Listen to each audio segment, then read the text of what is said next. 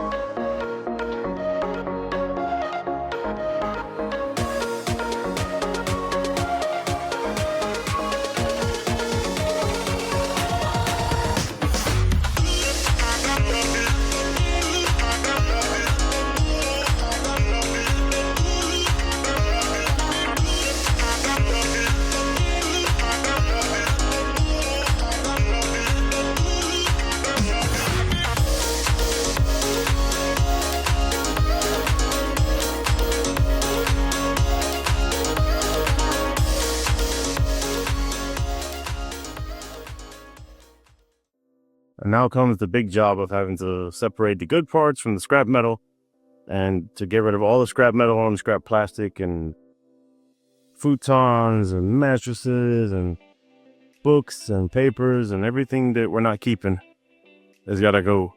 So we can finally get this space in the middle open. All that will be gone. The chest, the box, or the closet.